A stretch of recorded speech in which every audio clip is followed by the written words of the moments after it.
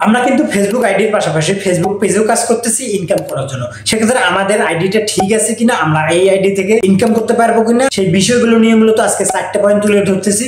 যদি এই 4টা পয়েন্ট আপনার আইডিতে থাকে সেক্ষেত্রে আপনি বুঝে নেবেন যে আপনার আইডি থেকে ইনকাম করা যাবে। অথবা আপনার এই 4টি পয়েন্ট যদি আপনার আইডিতে না থাকে সেক্ষেত্রে আপনি বুঝবেন যে আপনার আইডি থেকে ইনকাম করা যাবে না। আপনি গত আগে যে ভিডিওগুলো পোস্ট করেছেন এবং পরবর্তীতে পোস্ট করবেন সব কষ্ট কিন্তু আপনার বিফলে চলে যাবে। সেক্ষেত্রে অবশ্যই স্ক্রিনটাকে ফলো করেন, আপনার আইডিটাকে দেখেন আপনার আইডিটা ঠিক আছে। ওকে বন্ধুরা, চলে আসলাম মোবাইল স্ক্রিনে। তো আমাদের যে ফেসবুক পেজটা থেকে আমরা দেখতে যাচ্ছি যে ইনকাম করা যাবে কিনা, সেই পেজটা আমরা লগ ইন করে নেব।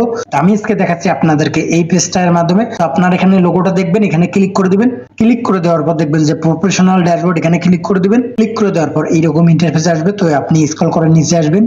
স্ক্রল করে নিচে আসার পর দেখবেন যে পেজ রিকমেন্ডেশন, এখানে ক্লিক করে দিবেন। ক্লিক করে দেওয়ার পর দেখবেন যে এরকম ইন্টারফেস আসে। তো এখানে দেখেন যে স্টার চিহ্নগুলো রয়ে গেছে। তো আপনার এখানে যদি স্টার চিহ্ন থাকে সেক্ষেত্রে আপনি বুঝে নেবেন যে আপনার প্রথম ধাপটা ঠিক আছে। এখন আমরা চলে যাচ্ছি দ্বিতীয় ধাপে। তো দ্বিতীয় ধাপে যাওয়ার জন্য এখানে দেখেন যে পেজ সিলেক্ট, এখানে ক্লিক করে দিবেন। ক্লিক করে দেওয়ার পর এরকম ইন্টারফেস চলে আসবে। এখানে দেখেন আমাদের নামের নিচে কিন্তু এখানে লেখা একটা চলে আসছে, পেজ হ্যাজ নো ইস্যু।